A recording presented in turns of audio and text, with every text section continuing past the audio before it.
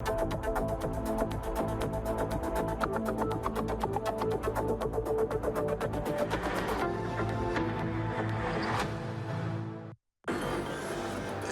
au sein de la CENI, l'élection du nouveau président de la Commission électorale nationale indépendante pose problème. L'opposition ne veut pas de la nomination d'un commissaire au titre de la chefferie coutumière pressenti pour remplacer Newton Barry. Selon le Sao-Naba est accusé d'être militant du parti au pouvoir. Pour le ministre de l'administration territoriale, par contre, aucune disposition légale ne permet à l'administration de s'opposer à cette candidature, vous l'entendrez. Et puis, les travaux de bitumage de la route nationale numéro 17, axe Guiba-Garango, et les travaux d'élargissement de la voirie centrale de la ville de Tinkodogo accusent un retard. Le ministre des Infrastructures était sur les différents chantiers. Il a sommé les entreprises à redoubler d'efforts pour être au rendez-vous. Voici pour le sommaire. Bonjour mesdames et messieurs et bienvenue. Nous recevons un invité dans ce journal, Boukaré Bara, promoteur du prix Thomas Sankara de l'invention et de l'innovation, viendra nous parler de son initiative. Mais en attendant, parlons de ce qui s'apparente à une crise au sein de la CENI. L'élection du nouveau président et des vice-présidents de l'institution électorale devrait avoir lieu depuis lundi dernier, mais finalement, elle se tiendra demain jeudi 15 juillet, un report dû à des mésententes entre les acteurs. Le CEFOP rejette la nomination d'un des commissaires. Il s'agit de Bonaventure Ouedraogo ou le Sao-Naba, ce représentant de la chefferie coutumière pressenti pour diriger la CENI est accusé par l'opposition politique d'appartenir au parti au pouvoir. La réaction de l'administration territoriale n'a pas tardé. Au cours d'un point de presse tenu hier, Clément Sawadogo a estimé qu'aucune disposition légale ne permet au ministère de s'opposer à la candidature. Benjamin Kwame.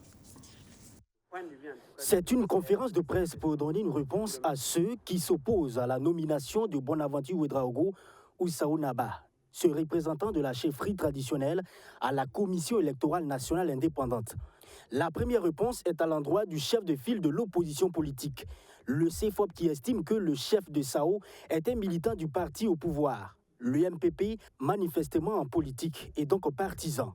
Quand Eddy Kombouego lance l'article 5 et 10 du Code électoral pour justifier ce réquisitoire, Clément Sawadogo tacle avec l'article 7 et 11 de cette même disposition. L'article 7 précise « Ne peuvent être membres de la Commission électorale nationale indépendante CENI ni de ses démembrements des personnes condamnées pour crimes, des personnes condamnées pour délits, exception faite des délits d'imprudence, les personnes qui sont en état de contumace, les personnes condamnées pour fraude électorale. » L'article 11 précise qu'ils ne doivent être membres dirigeants d'aucun parti ou d'aucune formation politique et doivent renoncer à tout mandat électif pendant leur mandat. Ainsi donc, rien n'interdit celui qui a été désigné par la société civile pour représenter les coutumiers à la CENI, même pas son appartenance à un parti politique, d'autant plus qu'il n'est pas de l'organe dirigeant de ce parti, laisse entendre le patron de l'administration territoriale. Pour être plus clair et précis, aucune disposition légale ni matérielle ne permet de récuser la nomination de ce commissaire. Nous n'avons pas les éléments matériels, nous n'avons pas les éléments juridiques qui nous permettent de nous engager dans une procédure de récusation. En tout cas, devant l'administration, devant notre administration, je ne vois pas comment cela était possible. Nous sommes obligés de nous en tenir à ce que la loi dit. La loi n'a pas dit que c'est interdit, que certains actes d'un commissaire. C'est vrai que la décence aurait voulu que si on est commissaire, on ne soit pas celui qui crie tous les jours au nom de son parti, peut-être. Bon, mais s'il était membre du bureau, il ne peut pas être de l'organe dirigeant, mais bon. Mais la loi n'a pas dit qu'il est contraint de quitter son parti définitivement ou de mener des activités. Pour rassurer Edi Komwego et le réseau de mouvements du Burkina Faso qui recuse un autre commissaire, Clément Sawadogo explique qu'une fois nommés, ces commissaires ont l'obligation d'être neutres et impartials au regard du caractère public et indépendant qu'est la CENI. Alors, représenter la société civile comporte aussi des contraintes. Si vous étiez militant d'un parti, de toutes les façons là-bas, vous êtes tenu à l'impartialité et à la neutralité. C'est tout comme être membre du gouvernement.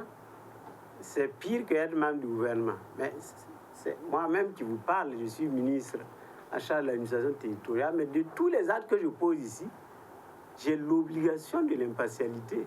Pour l'élection du président et les vice-présidents de la CENI reportée au jeudi 15 juillet, Clément Sawadogo explique que c'est pour peaufiner davantage le processus électoral. Dans le domaine foncier, il y a aussi de la tension. Les promoteurs immobiliers redoutent la mort programmée de leur activité. Si la révision de la loi portant promotion immobilière est maintenue en l'état, l'avant-projet de loi porté par le ministère de l'Habitat et de l'Urbanisme prévoit leur retirer la prérogative de la mobilisation des terres auprès des propriétaires terriens, ce qui inquiète les entreprises de promotion immobilière qui ont dénoncé hier la nouvelle loi au cours d'un point de presse. Luc Pagbelguer. Les promoteurs immobiliers du Burkina n'ont pas le sommeil tranquille depuis qu'un avant-projet de loi prévoit les privés du monopole de la terre.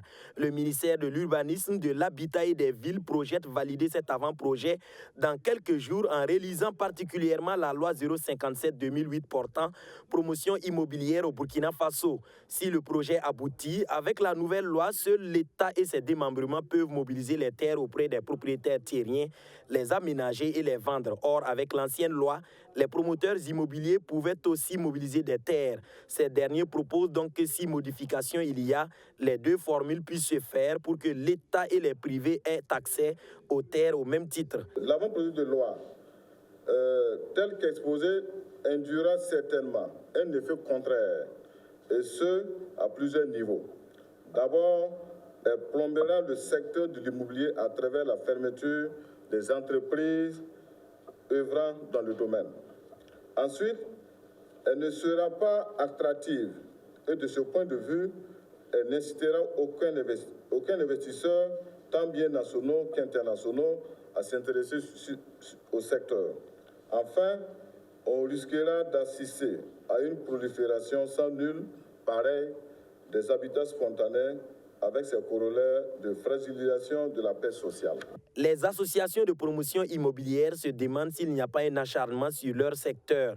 Le ministère de tutelle leur aurait allégué des faits comme la vente de terrains nus, la non-viabilisation des sites, l'accaparement du foncier rural à des fins de promotion immobilière, la démesure des superficies et les délibérations irrégulières des conseils municipaux sur les superficies.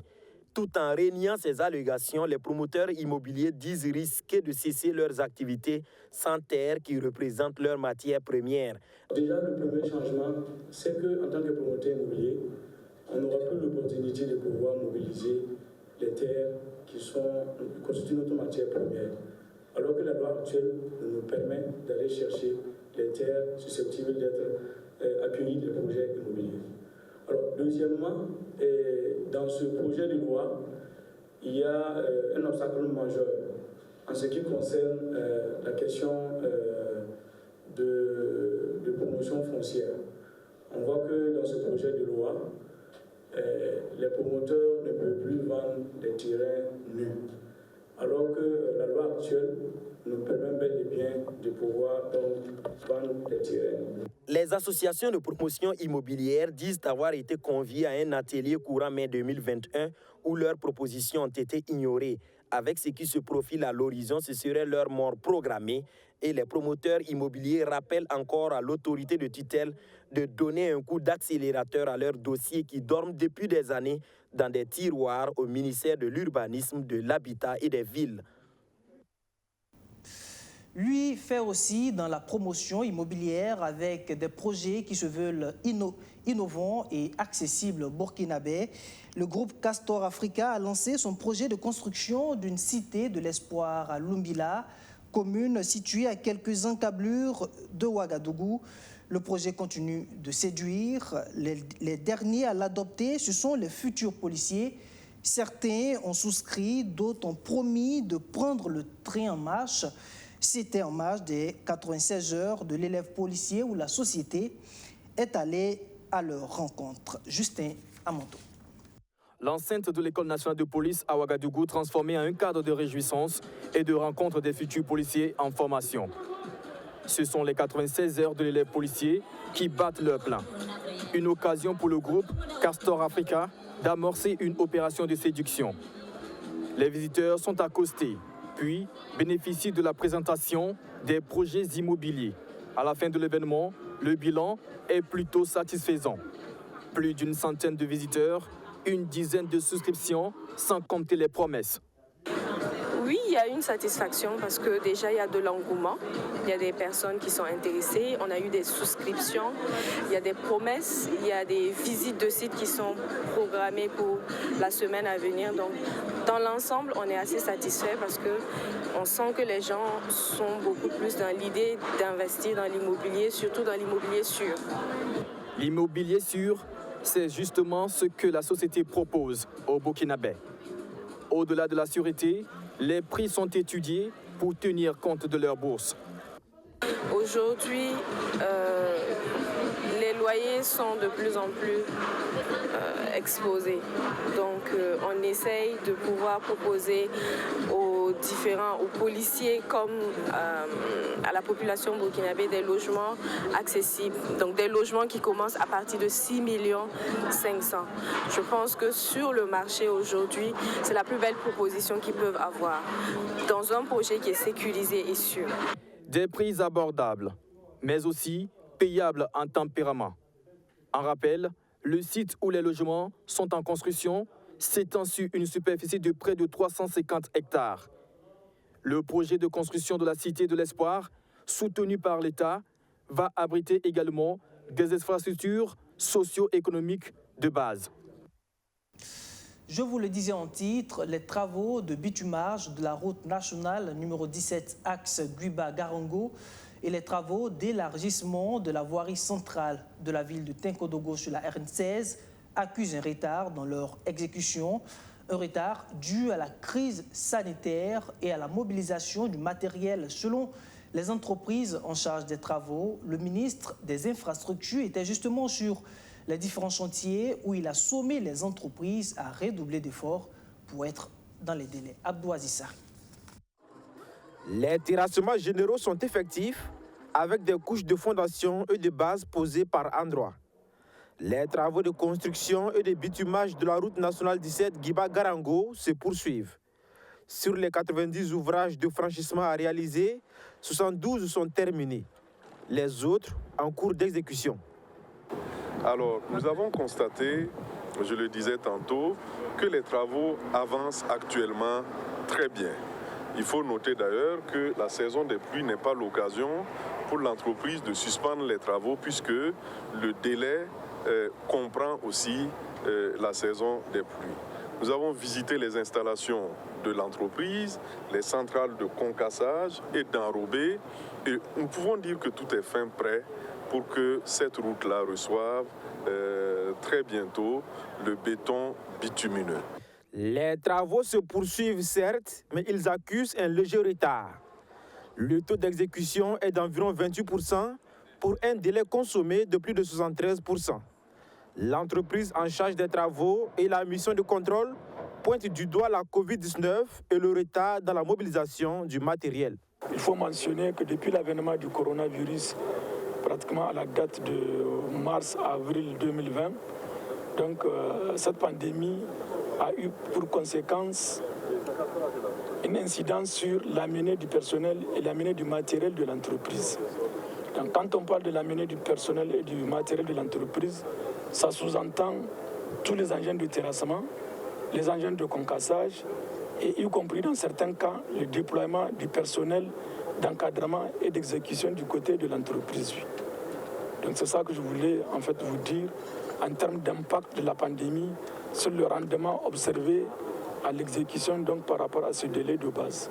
D'un chantier à un autre, après la route nationale 17, Éric Bougouma s'est rendu sur la nationale 16 à la traversée de Tenkodogo.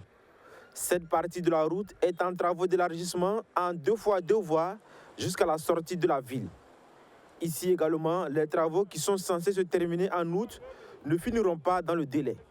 Une situation déplorée par le ministre qui est tout de même satisfait de la qualité du caniveau et de l'ouvrage de franchissement qui ont été réalisés.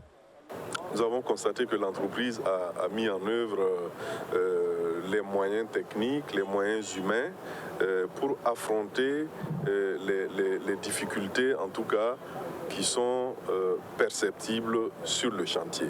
Vous pouvez donc noter que le président Roch-Marc Christian Kaboré a donné donc ces hautes instructions pour que l'inspection des chantiers se fasse régulièrement, pour que les travaux se déroulent conformément aux prescriptions techniques et aux délais, et que les retards qui sont constatés ça et là ne soient pas des obstacles, je dirais, insurmontables.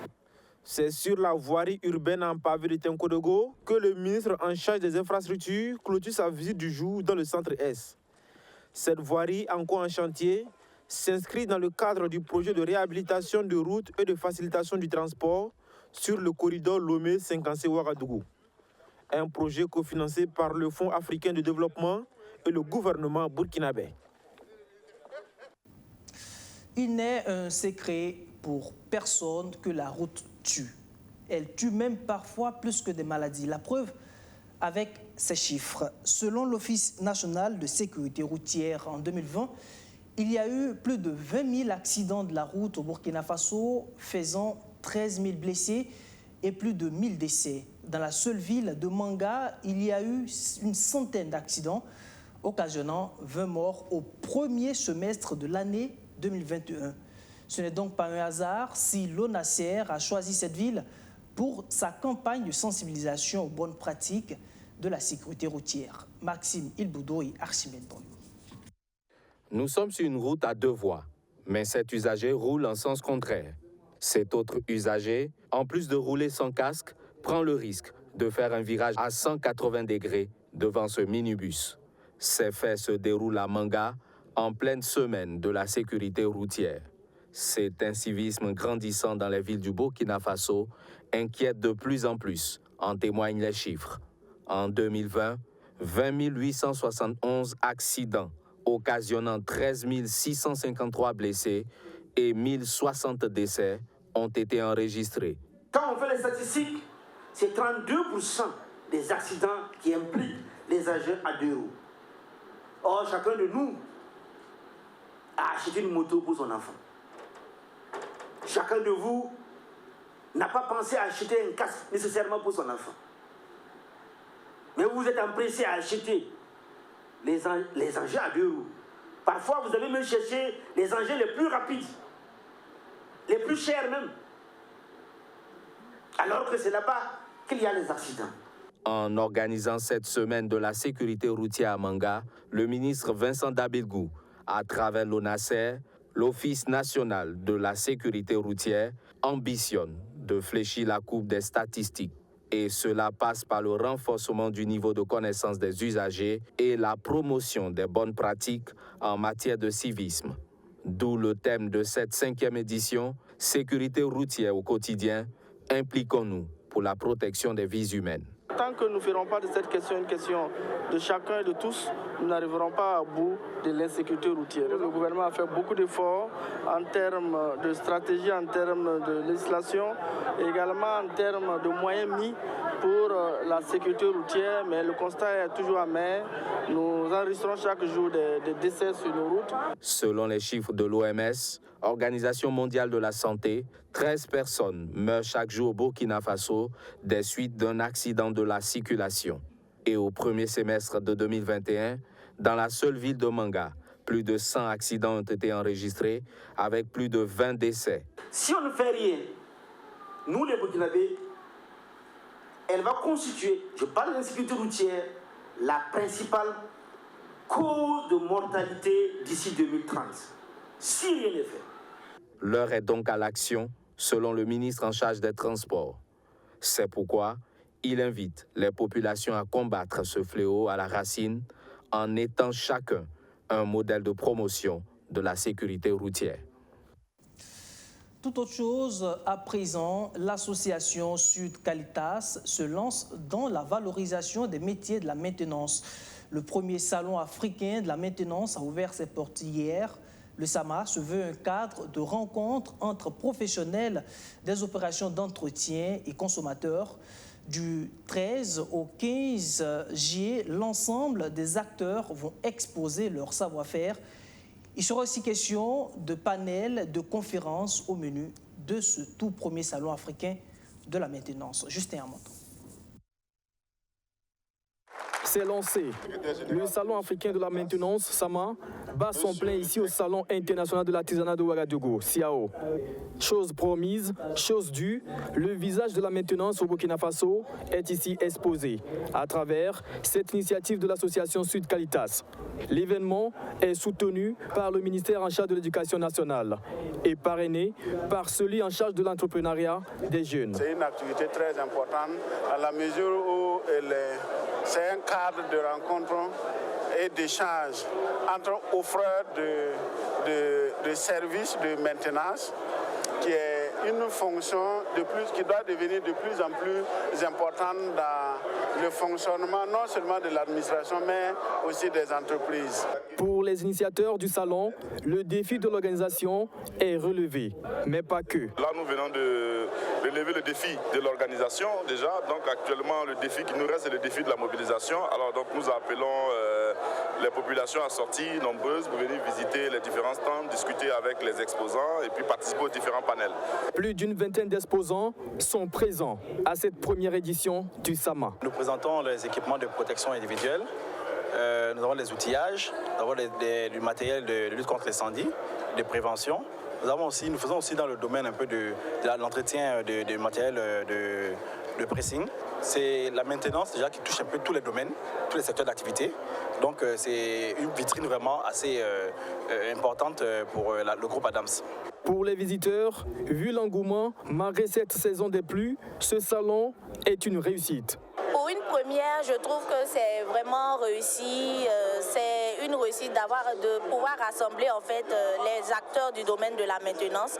J'encourage beaucoup les promoteurs de cet événement. C'est vraiment bien et on espère qu'ils auront le soutien nécessaire pour pouvoir relever bien sûr ces métiers qui dorment là et aussi pouvoir orienter nos enfants vers ces métiers parce que ce sont des métiers d'avenir. Voilà d'où notre intérêt à venir visiter et à participer.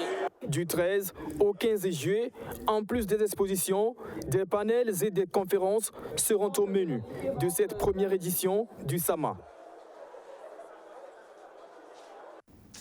Place à présent à notre entretien. Je vous le disais en début de journal, nous recevons Boukaré Bara. Il est le président de l'association Passerelle du Buke, c'est en allemand. Il est aussi le promoteur du prix Thomas Sankara de l'invention et de l'innovation. Il a aussi conçu des cartes touristiques, des cartes de jeu touristiques pour promouvoir la destination Burkina Faso en Europe et en Afrique. Bonjour, monsieur Bara. Oui, bonjour, et bienvenue sur ce plateau. C'est moi qui vous remercie. Après ce qu'on vient de lire, on peut dire que vous avez plusieurs casquettes. Oui, effectivement, je suis président de l'association La Passerelle du Brücke. Et du Brücke aussi, ça veut dire la passerelle en allemand. Et bon, je suis aussi dans les affaires. Et ça me préoccupe beaucoup plus aussi de présenter mon pays sous de beaux auspices, pas seulement sous l'angle de la guerre et de la misère. C'est pourquoi j'ai fait aussi ces cartes qu'on appelle Burkina Tourisme. D'accord. Débutons déjà par ces cartes. Par ces cartes les cartes. Oui. Est-ce qu'on peut déjà les voir et comment vous voulez promouvoir justement la destination Burkina Faso à travers ces cartes? Expliquez-nous le processus. D'abord, il faut dire qu'en Europe, là où je vis depuis assez longtemps, le continent africain en général est très mal présenté. Il est présenté sous l'angle de la guerre, de la misère, de la pauvreté. Donc vous convenez avec moi que ce genre de cadre de visite-là, ça n'encourage pas quelqu'un à visiter un pays qu'on présente de la sorte. Voilà, je pense que si vous avez un ami qui est pauvre, qui a toujours des problèmes, bon, vous avez quand même un peu moins envie de le visiter. Et si les autres vont visiter Dubaï et les autres pays, c'est parce que c'est beaucoup bien présenté. Et donc, c'est un peu pour changer ces images-là que nous avons décidé quand même de créer un jeu de cartes éducatif que nous avons aussi pédagogique que nous avons appelé Burkina Tourisme. Vous les avez, hein? Oui, je les ai. Sortez Voilà, ce sont ces jeux de cartes là que vous voyez. Ça se présente comme ça avec l'architecture Cassena. Ok. Voilà. Et... Voilà, donc ça... Il y a comme ça plusieurs autres, on va dire, plusieurs autres images comme ça qui valorisent la destination, le Burkina Faso. Voilà, et donc je peux vous montrer si vous voulez. Okay. Donc voilà, le jeu de cartes, il est ainsi. Et qu'est-ce que nous avons fait? Au lieu de faire, c'est des jeux de cartes traditionnels, mais au lieu de mettre des piques, des as, des trèfles qui ne veulent rien dire pour nous, nous avons fait des belles images du Burkina Faso. Vous pouvez voir par exemple ce que c'est. Ça se présente comme ça. Voilà. Ça, donc ce sont des belles images. Voilà. Est-ce que ça sera compréhensible comme les jeux de cartes classiques? Exactement, c'est compréhensible comme les jeux de cartes classiques.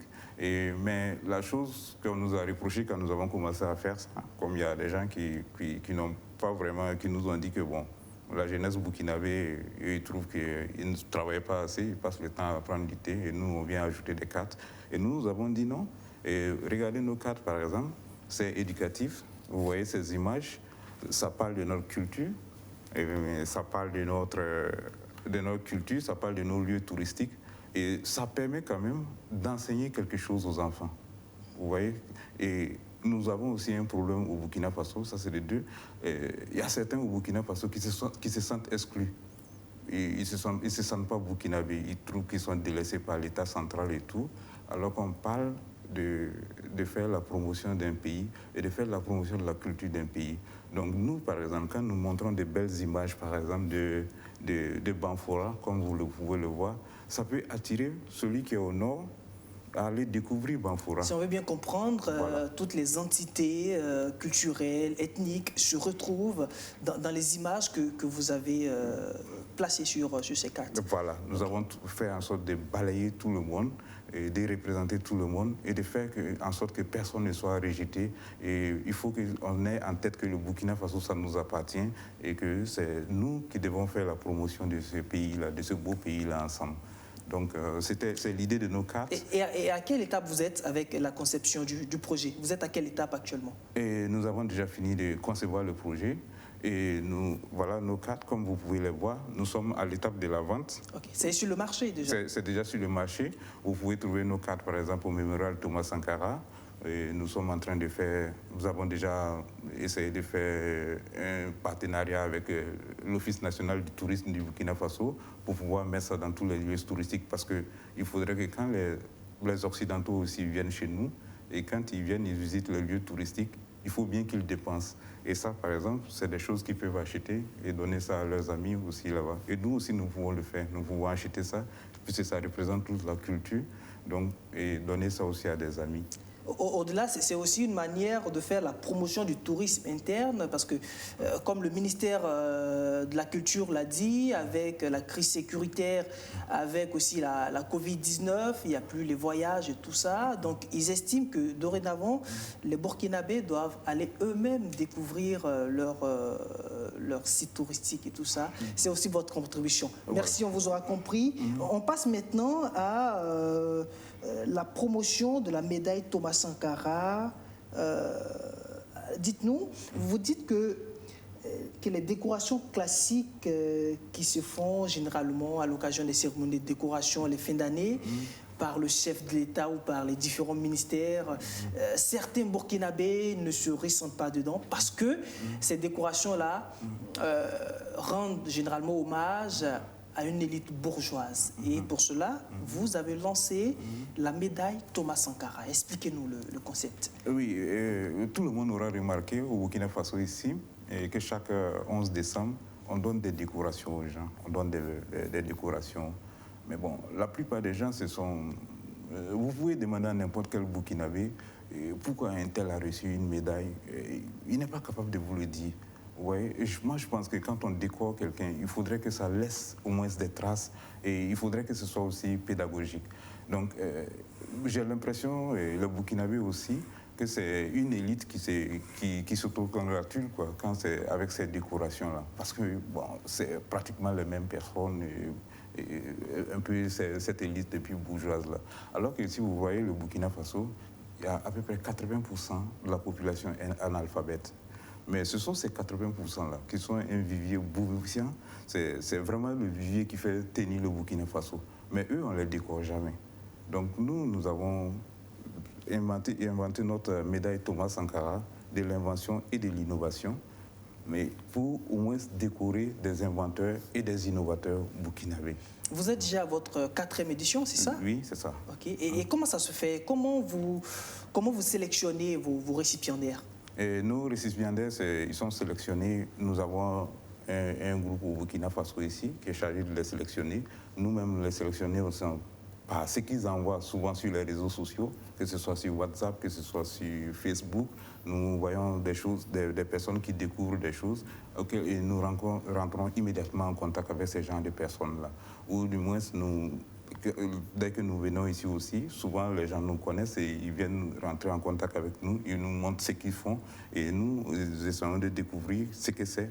Et si ça rentre dans le cadre de ce que nous cherchons pour nos médailles, donc nous rentrons en contact immédiatement avec ces personnes-là. Et comment les autorités accueillent le projet, notamment peut-être la grande chancellerie? Est-ce qu'ils sont au courant du projet et comment ils l'accueillent? Vous êtes déjà à votre 4e édition, vous l'avez dit. Oui, disons que nos autorités l'accueillent assez bien, même si nous trouvons que l'effort n'est pas fait comme nous le voulons. Mais il faut dire que, par exemple, à notre première édition, notre parrain, c'était Maître Sankara Benewende, aujourd'hui le ministre de l'Habitat, qui a été notre parrain. Et à notre 2e édition, on n'a pas eu de parrain en tant que tel. À notre 3e édition, nous avons eu au moins ces 3 ministres de la République qui étaient nos parrains. Donc je peux dire que c'est bien accueilli, mais ce n'est pas autant que nous le voulions. Parce que à la première édition, par exemple, dès que nous avons fini, le président de l'Assemblée nationale de l'époque, M. Salifou Diallo, lui, quand même, il nous avait reçus et il a dit ça, c'est quelque chose que lui, il tient à cœur et il aurait aimé mettre ça quand même dans le budget de l'Assemblée nationale. Mais bon, après ça, on n'a pas eu de suite. Je pense que c'était une promesse verbale et bon, il n'y a pas eu de suite à ça. Donc, ce qui fait que bon, nous sommes obligés de pouvoir organiser chaque année ces médailles-là comme ça. Ceux qui nous accompagnent, nous les prenons. Mais nous ne voulons pas dépendre d'un parti politique ou nous ne voulons forcément pas dépendre des hommes politiques. Donc c'est pourquoi nous faisons ça de notre manière. Donc, et ce sont ces 4 que nous faisons, si vous permettez 2 secondes. Allez-y rapidement, voilà. On est déjà en fin d'entretien. Voilà, donc ces 4 que nous faisons, par exemple, quand nous vendons ces 4-là, nous les vendons, les 4 dorés par exemple à 5 000 francs et les 4 simples à 2 500 francs. Ce sont cet argent-là qui nous permet par exemple d'organiser notre médaille, pour ne pas avoir à tendre la main à qui que ce soit pour demander quoi que ce soit. Donc ce que vous nous dites, c'est qu'en réalité, vous n'avez pas trop de soutien financier pour organiser votre événement. Déjà, la 4e édition, c'est quand et comment ça va se passer? Rapidement. Et la 4e édition, ça va se passer au mémorial Thomas Sankara et ce sera le 4 août que nous allons décorer nos récipiendaires. Et donc, très rapidement, ça va se passer au mémorial Thomas Sankara et nous avons déjà commencé. Tous ceux qui veulent et qui s'inscrivent sur nos pages, la médaille Thomas Sankara ou la passerelle. Donc, ils nous proposent ce qu'ils ont à nous proposer. Nous avons un jury pour faire la sélection, pour faire le tri et tous ceux qui auront droit à nos médailles auront droit à nos médailles. D'accord. Merci, Monsieur Bara, d'être passé sur ce plateau. Je rappelle que... C'est moi qui vous remercie. Je rappelle que nous recevions Monsieur Boukaré Bara. Il est le président de l'association La Passerelle. Il est également le promoteur du prix Thomas Sankara de l'innovation et de l'invention. Il a aussi conçu des cartes touristiques pour faire la promotion du Burkina Faso en Europe et en Afrique. Et c'est sur cet entretien que nous mettons fin à ce journal. Merci de l'avoir suivi. Moi, je vous retrouve demain, si Dieu le veut, à la même heure, pour d'autres actualités. D'ici là, portez-vous bien. Bonsoir.